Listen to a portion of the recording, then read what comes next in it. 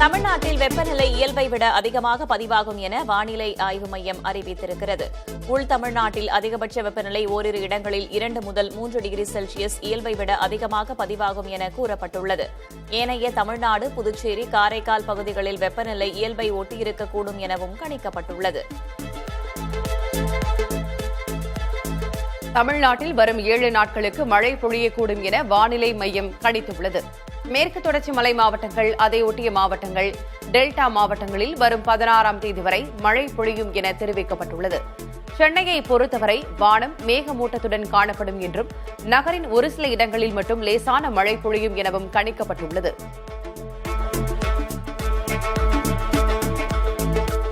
நெல்லுக்கான ஊக்கத்தொகையை நிறுத்த வேண்டும் என மத்திய அரசு வலியுறுத்துவதாக முதல்வர் மு.க.ஸ்டாலின் குற்றம் சாட்டியுள்ளார்.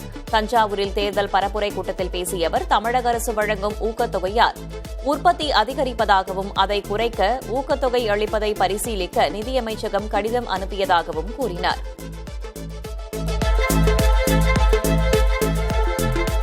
யோகம் அதிர்ஷ்டத்தை அல்ல, உழைப்பை மட்டுமே நம்புவதாக திமுக தலைவர் முதல்வருமான மு.க.ஸ்டாலின் கூறினார். தஞ்சாவூரில் பரப்புரையில் பேசிய அவர், கடந்த முறை கட்டம் சரியில்லை என்று கூறியபோது அதை பொய்யாக்கி வென்று காட்டியது போல் இம்முறை தொடர்ந்து 2வது முறையாக வென்று காட்டுவோம் என்று கூறினார். திமுகவில் யாரும் தொடர்ந்து 2 முறை வென்றதில்லை என பேசுகின்றனர் எனவும் அதனை இம்முறை உடைத்து காட்டுவதாகவும் மு.க.ஸ்டாலின் நம்பிக்கை தெரிவித்தார். சென்னை காவல் ஆணையர் அருணை மாற்றம் செய்து தேர்தல் ஆணையம் உத்தரவிட்டுள்ளது. அவருக்கு பதிலாக அபின் தினேஷ் மோடக் புதிய காவல் ஆணையராக நியமிக்கப்பட்டுள்ளார். தேர்தல் தொடர்பான பணிகளில் அருண் ஈடுபடக்கூடாது என தேர்தல் ஆணையம் உத்தரவிட்டுள்ளது. அருண் பாரபட்சமாக செயல்படுவதாக பாஜக, தவேக உள்ளிட்ட எதிர்க்கட்சிகள் புகார் அளித்திருந்த நிலையில் மாற்றப்பட்டுள்ளார். எஸ்ஐஆர் பணிகள் மூலம் கோடிக்கணக்கான வாக்காளர்களின் வாக்குரிமை பறிக்கப்பட்டது என்று கூறிய ஸ்டாலின், சட்டமன்ற தேர்தலில் தில்லுமுள்ளு செய்யவே அதிகாரிகள் மாற்றப்பட்டிருப்பதாக குற்றம் சாட்டினார். தஞ்சாவூரில் பேசிய அவர், அமைதியாக தேர்தல் நடக்கும் தமிழகத்தில் அதிகாரிகள் மாற்றம் ஏன் என கேள்வி எழுப்பினார். தமிழக தலைமைச் செயலாளராக எம். சாய்குமார் மற்றும் லஞ்ச ஒழிப்புத்துறை இயக்குநராக சந்தீப் மிட்டல் ஆகியோரை நியமித்த உத்தரவை திரும்பப் பெற வலியுறுத்தி திமுக பொருளாளர் டி.ஆர். பாலு தேர்தல் ஆணையத்திற்கு கடிதம் எழுதியுள்ளார். எந்த அரசியல் கட்சியும் புகார் அளிக்காத சூழலில் முருகானந்தத்தை தலைமைச் செயலாளர் பதவியிலிருந்து நீக்கியது நியாயமற்ற தன்னிச்சையான நடவடிக்கை என கூறியுள்ளார். திமுக தலைமையிலான கூட்டணியில் குழப்பம் நிலவிக் கொண்டிருப்பதாக அதிமுக பொதுச் செயலர் எடப்பாடி பழனிசாமி விமர்சித்திருக்கிறார். காஞ்சிபுரத்தில் பரப்புரையில் ஈடுபட்ட அவர், அதிமுக கூட்டணி ஜெட் வேகத்தில் சென்று கொண்டிருப்பதாக கூறினார். தகுந்த வேட்பாளர்களை நிறுத்த முடியவில்லை என திருமாவளவன் புலம்புவதாகவும், காங்கிரஸ் கட்சியைச் சேர்ந்தவர் விசிக சார்பில் போட்டியிடுவதாகவும் பழனிசாமி சுட்டிக்காட்டினார். ஒரு பிரச்சினைக்கு 72 நாட்கள் காணாமல் போய்விட்டதாக தவேக தலைவர் விஜயை அதிமுக பொதுச் செயலர் எடப்பாடி பழனிசாமி மறைமுகமாக விமர்சித்தார். திரைப்படத்தை நம்பி வாக்களித்தால் அது வீணாகத்தான் போகும் எனவும் கூறியுள்ளார். கொரோனா காலத்தில் மாணவர்களை ஆல் பாஸ் செய்த தன்னை மறக்கலாமா எனவும் எடப்பாடி பழனிசாமி வினவியுள்ளார். அதிமுகவுக்கு துரோகம் இழைத்து பன்னீர்செல்வம் எட்டப்பர் ஆகிவிட்டார் என்று அதிமுக பொதுச் செயலர் எடப்பாடி பழனிசாமி விமர்சித்திருக்கிறார். காஞ்சிபுரத்தில் பரப்புரை மேற்கொண்ட அவர், முதல்வர் என்ற அடையாளத்தை அதிமுக கொடுத்தாலும் பன்னீர்செல்வத்துக்கு ஆசை அடங்கவில்லை என்று குறிப்பிட்டார். எதிரிகளுடன் சேர்ந்து கூட்டு சதி செய்துவிட்டார் பன்னீர்செல்வம் என்று பழனிசாமி காட்டமாக விமர்சித்தார். அதிமுக பொதுச் செயலர் எடப்பாடி பழனிசாமி தன்னை தரம் தாழ்ந்து விமர்சித்திருப்பதாக திமுக துணை பொதுச் செயலர் கனிமொழி எம்பி கூறியுள்ளார். விருதுநகர் மாவட்டம் திருச்சுழியில் பரப்புரையின் போது பேசிய அவர், தான் மறுபடியும் சிறைக்கு செல்வேன் என்று பழனிசாமி கூறியிருப்பதாகவும், தன் மீது எந்த வழக்கும் நிலுவையில் இல்லை எனவும் கனிமொழி கூறினார். பழனிசாமி மீதும் ஏராளமான வழக்குகள் நிலுவையில் இருப்பதாக கனிமொழி குறிப்பிட்டார். காரைக்குடியில் திடீரென சைக்கிளில் சென்ற விஜய் தொண்டர்கள் கூட்டத்தில் சிக்கியதால் பரபரப்பு நிலவியது. சிவகங்கை மாவட்டம் காரைக்குடியில் பரப்புரை மேற்கொள்வதற்காக மதுரையிலிருந்து சாலை மார்க்கமாக பரப்புரை வாகனத்தில் விஜய் சென்றார். ரசிகர்கள் பரிசளித்த சைக்கிளை பெற்ற விஜய் திடீரென வாகனத்திலிருந்து கீழே இறங்கி சைக்கிள் ஓட்டிச் சென்றார். அப்போது அவரை பின்தொடர்ந்து சென்ற ரசிகர்கள் திடீரென சூழ்ந்து கொண்டதால் கூட்டத்தில் சிக்கி விஜய் நிலை தடுமாறினார்.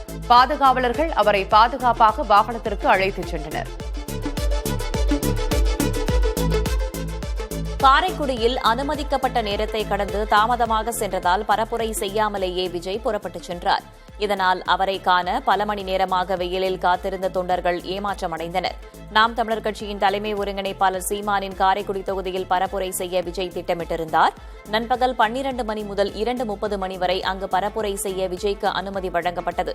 அனுமதிக்கப்பட்ட நேரத்தை கடந்து தாமதமாக 2:35 மணிக்கு பரப்புரை இடத்தை விஜய் அடைந்ததால் பேசாமல் புறப்பட்டுச் சென்றார். திருவள்ளூர் மாவட்டம் கும்மிடிப்பூண்டி தொகுதி தவிக வேட்பாளர் விஜயகுமாரை ஆதரித்து கட்சித் தலைவர் விஜய் ஏப்ரல் 13ஆம் தேதி பரப்புரை செய்ய தேர்தல் ஆணையம் அனுமதி அளித்தது.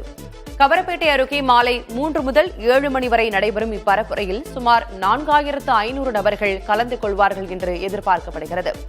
இந்த பரப்புரை நிகழ்வுக்கு போக்குவரத்து இடையூறு இன்றி கொடிகள் கட்டுதல் உட்பட 9 நிபந்தனைகளை தேர்தல் ஆணையமும், நிழல் பந்தல் மற்றும் பாதுகாப்பு தொடர்பாக 19 நிபந்தனைகளை காவல்துறையும் விதித்துள்ளன. எல் முருகனும் உதயநிதியும் இணைந்தே ஜனநாயகன் படத்தை முடக்கியதாக தவிக நிர்வாகி ஆதவ் அர்ஜுனா குற்றம் சாட்டினார். எல் முருகன் அதிமுகவிற்கு உதவுவதற்காகவே படத்தை வெளியிட விடாமல் அழுத்தம் கொடுத்ததாகவும் குற்றம் சாட்டினார். ஜனநாயகன் திரைப்படம் இணையத்தில் கசிந்ததற்கு பாஜக தான் காரணம் என்ற தவிகவினரின் குற்றச்சாட்டு புரிதல் இல்லாத தவறான குற்றச்சாட்டு என மத்திய அமைச்சர் பியூஷ் கோயல் தெரிவித்திருக்கிறார். ஈரோட்டில் செய்தியாளர்களை சந்தித்த அவர் திரைப்பட தணிக்கை வாரியம் சுதந்திரமாக செயல்படுவதாக விளக்கமளித்தார். விஜய்க்கு அரசாங்கம் எப்படி செயல்படுகிறது என்றே தெரியவில்லை என்றும் பியூஷ் கோயல் விமர்சித்தார். தமிழகத்தில் வேளாண்மையை அரசு பணியாக்கி மக்களுக்கு தற்சார்பு வாழ்க்கையை கொடுக்க நினைப்பதாக கோவில்பட்டி பரப்புரையில் நாம் தமிழர் கட்சியின் தலைமை ஒருங்கிணைப்பாளர் சீமான் கூறியுள்ளார். கோவில்பட்டி நாம் தமிழர் கட்சி வேட்பாளர் பாண்டியை ஆதரித்து பரப்புரை மேற்கொண்ட அவர் தமிழகத்தில் தனியார் பள்ளிகளின் கல்வித்தரத்தை அரசு பள்ளிகள் கொடுக்க முடியாத நிலை உள்ளதாக கூறினார். பொங்கல் பரிசு தொகுப்பு பொருட்களை குஜராத் உள்ளிட்ட வெளி மாநிலங்களிலிருந்து கொள்முதல் செய்த ஸ்டாலின் அரசு தமிழக விவசாயிகளிடமிருந்து கொள்முதல் செய்யாதது ஏன் என்றும் கேள்வி எழுப்பினார். சட்டம் ஒழுங்கு பற்றி பேச அதிமுக பொதுச் செயலர் எடப்பாடி பழனிசாமிக்கு எந்த தகுதியும் இல்லை என்று தமிழ்நாடு காங்கிரஸ் கமிட்டி தலைவர் செல்வ பெருந்தகை கூறினார். கன்னியாகுமரி மாவட்டத்தில் கிள்ளியூர், விளவங்கோடு, குளச்சல் ஆகிய தொகுதிகளில் பிரச்சாரம் மேற்கொண்ட அவர் திமுக ஆட்சியில் குற்றங்கள் நடந்தால் முதல்வர் ஸ்டாலின் வெளிப்படை தன்மையோடு நடந்து கொள்வதாக கூறினார். தமிழ்நாடு மகிழா காங்கிரஸ் தலைவர் பதவியிலிருந்து ஹசீனா சையத் நீக்கப்பட்டிருக்கும் நிலையில் கட்சியிலிருந்து விலகுவதாக அறிவித்திருக்கிறார். சட்டமன்ற தேர்தலில் போட்டியிட வாய்ப்பளிக்கவில்லை என்று பேட்டியளித்த நிலையில் கட்சி பொறுப்பிலிருந்து நீக்கி அகில இந்திய மகிழா காங்கிரஸ் தலைவர் அல்கா லம்பா உத்தரவிட்டார். பதவி பறிப்பு நடவடிக்கையை அடுத்து ஹசீனா சையத் கட்சியிலிருந்து விலகுவதாக ராகுல் காந்திக்கு கடிதம் எழுதியுள்ளார். செல்வ பெருந்தகை கிரிஷ் சோடங்கரின் தலையிட்டால் தனக்கு வாய்ப்பு கிடைக்கவில்லை என்றும் அவர் குற்றம் சாட்டினார். தேவைகொண்டம் சட்டமன்ற தொகுதியில் வாக்கு சேகரிக்க சென்ற காங்கிரஸ் வேட்பாளர் ஊர்வசி அமிர்தராஜை பொதுமக்கள் முற்றுகையிட்டு எதிர்ப்பு தெரிவித்ததால் பரபரப்பு நிலவியது. இருவப்புப்புறம், காடோனிப்படை பகுதிகளில் பிரச்சாரம் மேற்கொண்டபோது பொதுமக்கள் கடந்த 5 ஆண்டுகளில் எங்கள் பகுதிக்கு என்ன செய்தீர்கள் என கேள்வி எழுப்பி ஓட்டு கேட்க வரவேண்டாம் என்று கையெடுத்து கும்பிட்டு தெரிவித்தனர். மேலும் நீண்ட நாளாக தனி ரேஷன் கடை கோரிக்கை நிறைவேறவில்லை என்றும் பலமுறை மனு அளித்தும் நடவடிக்கை எடுக்கப்படவில்லை என்றும் குற்றம் சாட்டினர்.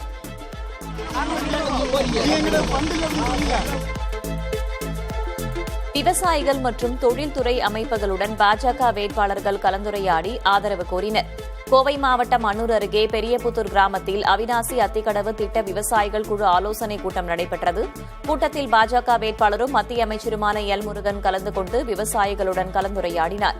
விருதுநகர் மாவட்டம் சாத்தூர் தொகுதியில் பாஜக வேட்பாளர் நைனா நாகேந்திரன் உற்பத்தியாளர்கள் சங்க உறுப்பினர்களை சந்தித்து ஆதரவு கோரினார்.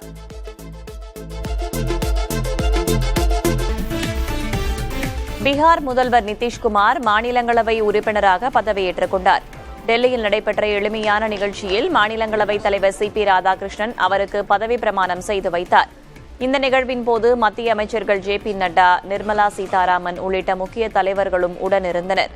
நிதிஷ்குமார் மாநிலங்களவைக்கு செல்வதன் மூலம் பீகாரில் அவரது நீண்டகால ஆட்சி முடிவுக்கு வருகிறது. இதனைத் தொடர்ந்து பீகாரின் புதிய முதல்வரை தேர்ந்தெடுக்க வரும் ஏப்ரல் 14ஆம் தேதி தேசிய ஜனநாயக கூட்டணி ஆலோசனை நடத்த உள்ளது.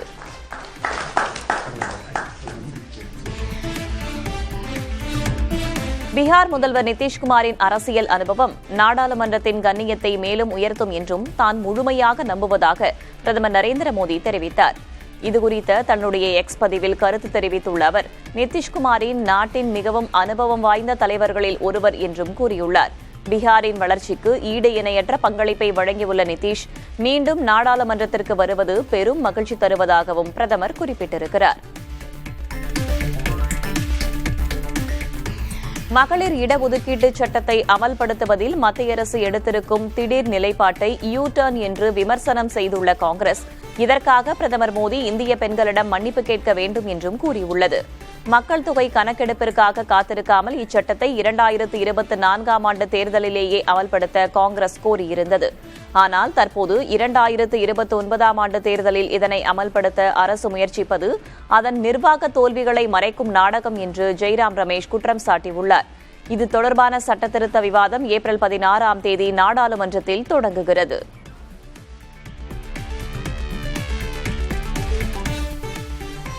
மேற்கு வங்கத்தில் பாஜக ஆட்சிக்கு வந்தால் பெண்களுக்கு மாதம் 3000 ரூபாய் நிதி உதவி வழங்கப்படும் என்றும் 6 மாதங்களுக்குள் பொது சிவில் சட்டம் அமல்படுத்தப்படும் என்றும் மத்திய உள்துறை அமைச்சர் உறுதியளித்தார்.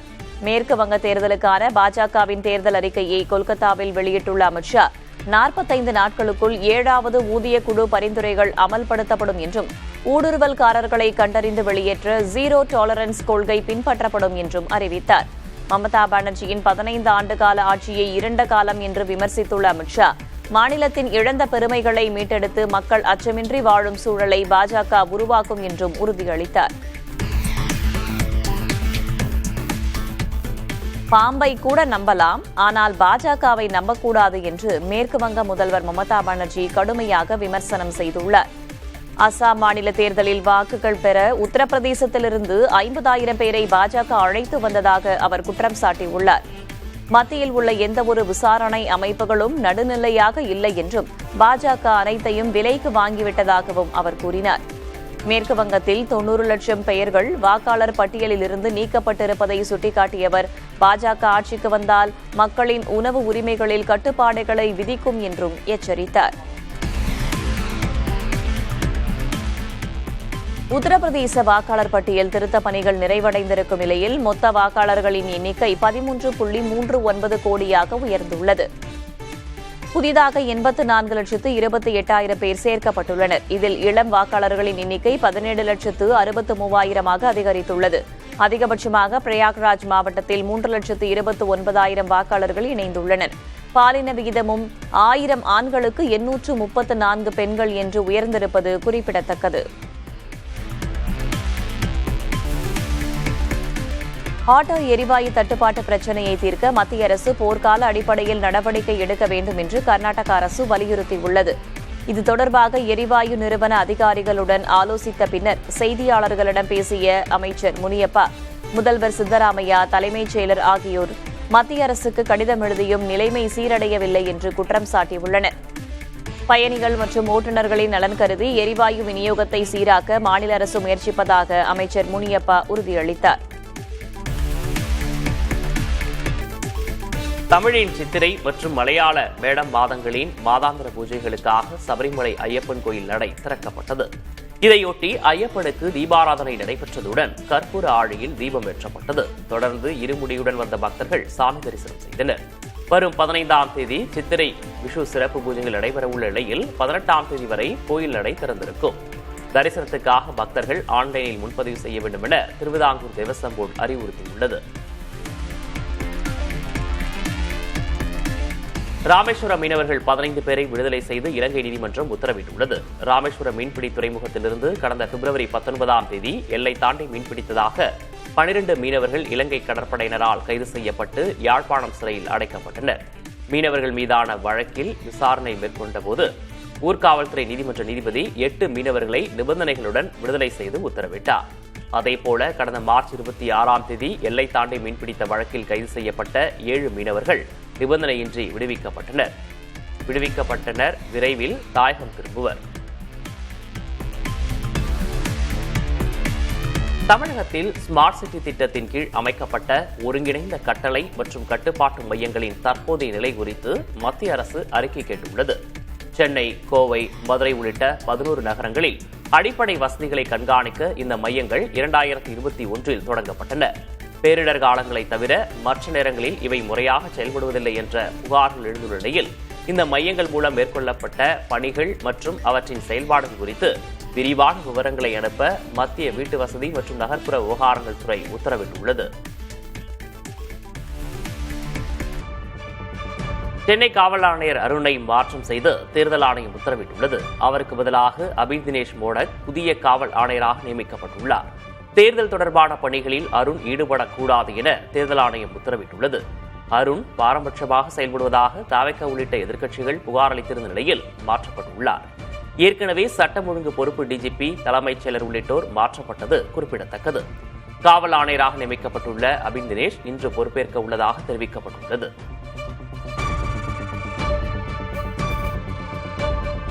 எஸ்ஐஆர் பணிகள் மூலம் கோடிக்கணக்கான வாக்காளர்களின் வாக்குரிமை பறிக்கப்பட்டது என்று கூறிய ஸ்டாலின், சட்டமன்ற தேர்தலில் தில்லுமுள்ளு செய்யவே அதிகாரிகள் மாற்றப்பட்டுள்ளதாக குற்றம் சாட்டியுள்ளார்.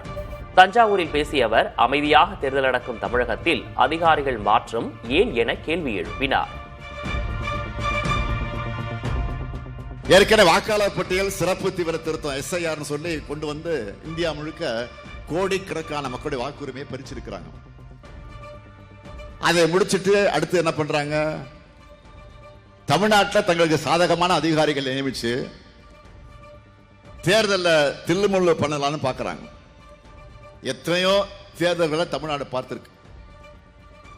அமைதியான தேர்தலுக்கு தமிழ்நாடு தான் பெஸ்ட் எக்ஸாம்பிள்.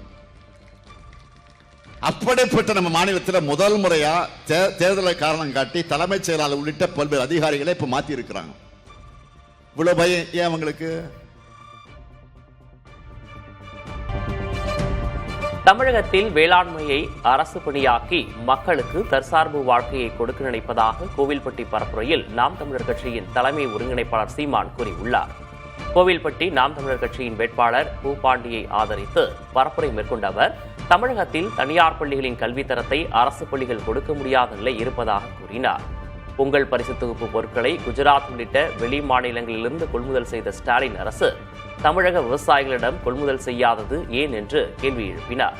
தனது கட்சியின் பரப்புரை பாடலை பாடி சீமான் ஓட்டு கேட்டார்.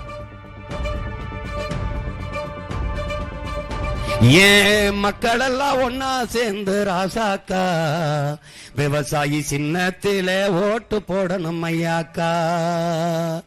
மாற்றம் வரணும் பாரு, மாற்றம் வரணும் பாரு, நாட்டு மக்கள் வாழ்க்கையில் முன்னேற்றம் வரணும் பாரு.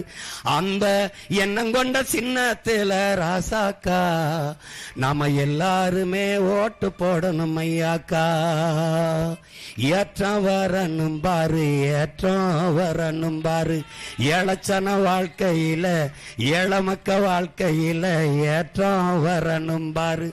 அந்த எண்ணம் கொண்ட சின்னத்தில ராசாக்கா. கேரள மாநிலத்திற்கு கனிமங்களை ஏற்றிச் செல்லும் கனரக வாகனங்கள் கன்னியாகுமரி மாவட்டம் வழியாக செல்ல மாவட்ட நிர்வாகம் தடை விதித்துள்ளது. இது தொடர்பாக ஆட்சியர் வெளியிட்டுள்ள செய்திக்குறிப்பில், கேரளாவுக்கு கனிமம் ஏற்றிச் செல்லும் கனரக வாகனங்கள் அதிவேகமாக இயக்கப்படுவதால் கன்னியாகுமரி மாவட்டத்தில் தொடர்ந்து விபத்துகள் ஏற்படுவதாக தெரிவித்துள்ளார். ஒழுங்கை நிலைநாட்ட எதுவாக கன்னியாகுமரி முதல் களியக்காவிளை வரையிலான நெடுஞ்சாலை பணி முடிந்து செயல்பாட்டுக்கு வரும் வரை கனரக வாகனங்களுக்கு தடை விதிக்கப்பட்டு உடனடியாக அமலுக்கு வருவதாகவும் ஆட்சியர் தெரிவித்துள்ளார்.